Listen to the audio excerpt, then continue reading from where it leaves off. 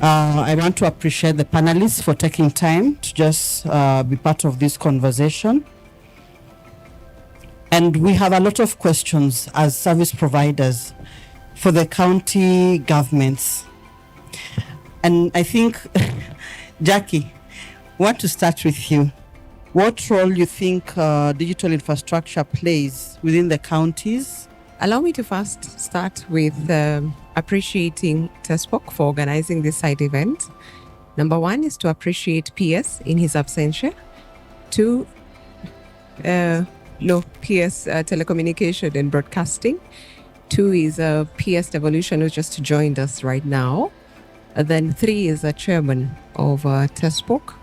And then we have yourself as CEO and DG as well from KBS. For us as a county, I represent the county government of Kiambu. You wrote a letter to His Excellency Dr. Wamatangi. So I'm actually seated here on behalf of my governor. When counties invest in the right digital backbones, three big transformations happen. And that has been highlighted here. You get revenue collection up. I'll come back to it in a moment. Second, service delivery changes. You don't have to do paperwork for permits, paperwork for all manner of approvals. That improves. But an important one that we are hearing a lot lately is governance and transparency. Digital infrastructure enables governance and transparency. But go back to revenue collection. Broadband and the solutions and systems that you're hearing Jackie and others talk about allow counties to digitize revenue streams from business permits, which we here need in order to lay our solutions out there. As this industry has grown, it's gotten to a point where most of the institutions have looked at it as a cash cow, as a point at which be it part of central government, be it the devolved functions, the counties, where people have taken advantage to take up costs up without checking up with the users or the operators. Case in point is counties that have come up one day, tell you the cost of putting up a pole is 50 bob, tomorrow it's 1,000 shillings. And you want to understand what is the rationale, and unfortunately you cannot do anything because the counties have gotten to a point where they have people who operate like, I can call them goons, because they will harass you on the road, they will carry your tools, they'll go lock them up, and before you even touch your tool is 5,000 shillings. Before you even start discussing, the guy does not understand why you're doing what you're doing. So there's some sort of misalignment between what the operators do and what the enforcement teams in the counties do, and not understanding what is the benefit of what we do to the people. What do you think the counties need to do to support our infrastructure sharing initiatives? Thank you, Fiona. I think a good discussion where we want to see infrastructure sharing being the way going forward. I've seen my partners from American Towers here who have even enabled co-locations in terms of towers. Otherwise, we would be building towers left and right for the same purpose. When I was driving from Rongo to here, I saw 5 cables on the road coming down. So I'm assuming if there were 30 service providers coming to Homa Bay, what will be the aesthetic of that road look like? You've seen in one corner, you have 18 poles just because there are 18 service providers. Do you want to see our towns looking like that? No. Would want to see the aesthetics of our towns getting the same infrastructure sharing. We've talked about DG hubs where every county, every ward will have a DG hub. That will be like a mini data center for all of our providers. We're landing there. We have power, we have security, we have all these infrastructures in the same place. Now, how do we do that? We want to see the counties embrace us. When we apply for these permits, sometimes we feel rejection. We feel the hassle. You submit your application, you have to follow it up. And I want to just echo what Kenya Power has done. Digitizing the application. You're able to see where your application is. It has moved from this point to this point. Your application is ready. On behalf of other service providers, and we're sharing, and therefore the manhole, at the manhole point, we are all accessing, because we are sharing that facility. We don't need to all have our own individual manhole. But I think the challenge is that because a county sometimes is looking at, I want to charge for opening the manhole, for you accessing a manhole, for each manhole that is built. When you begin to think that and put revenue streaming into that arrangement, it messes up a lot of things. What does the regulator have to say in as far as infrastructure sharing is concerned? Okay, thank you very much. I appreciate the discussion so far. As I said earlier, as an authority, we've done so much in terms of coverage of service, population coverage. But our challenge is still in the usage. Usage is still a big issue. And that's why we see the county as a partner to catalyze that uptake. When it comes to the issue of infrastructure sharing, that's really something it's in our regulations, we have guidelines.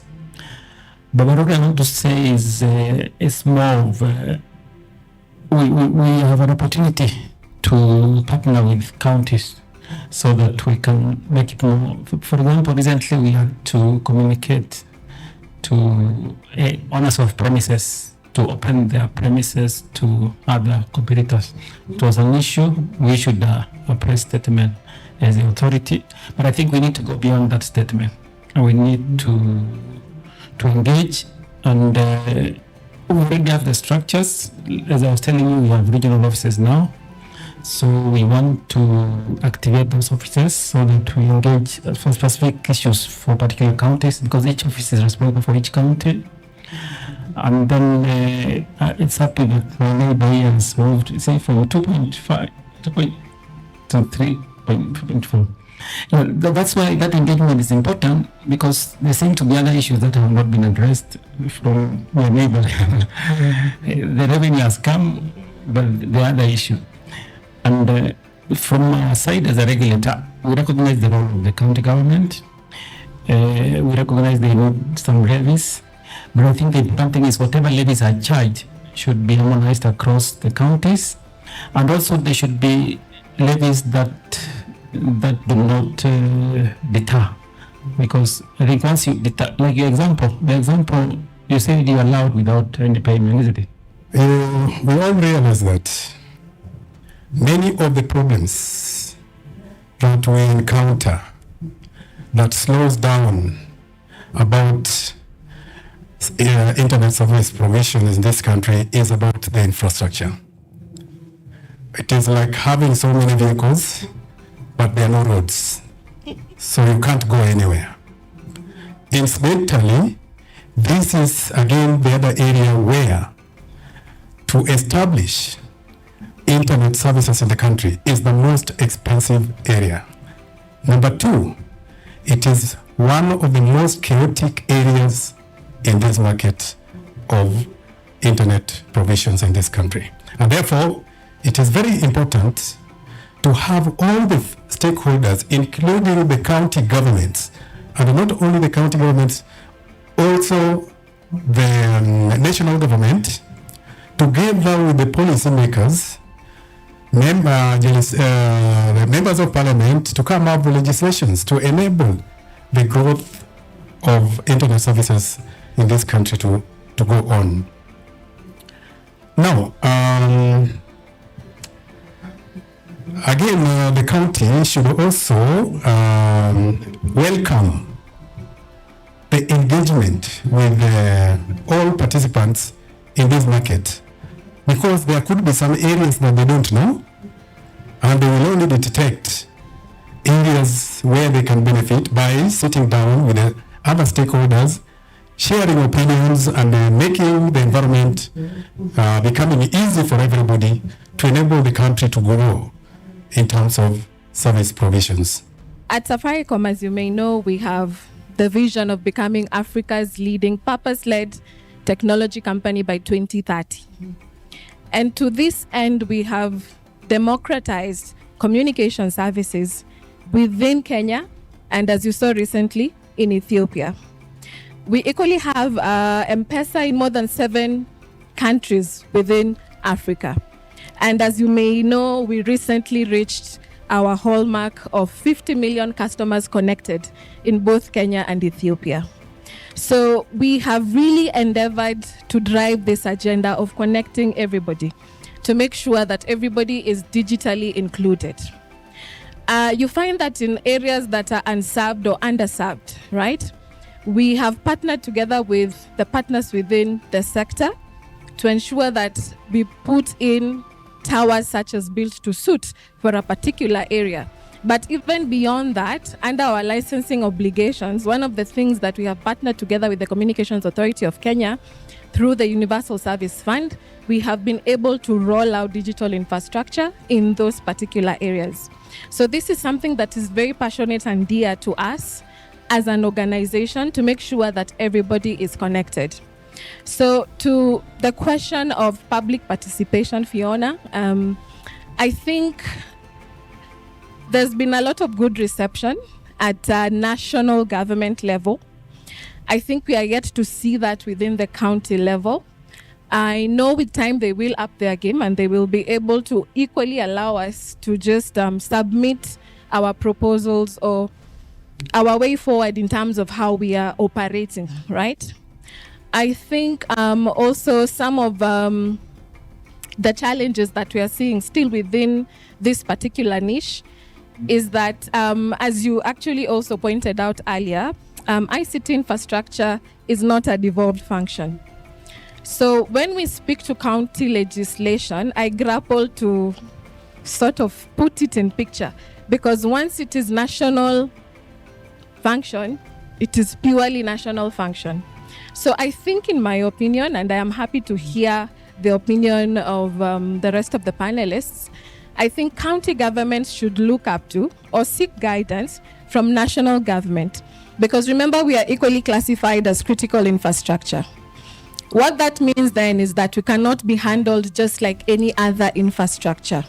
So it requires a lot of dedicated policy thinking, implementation, and legislating, right?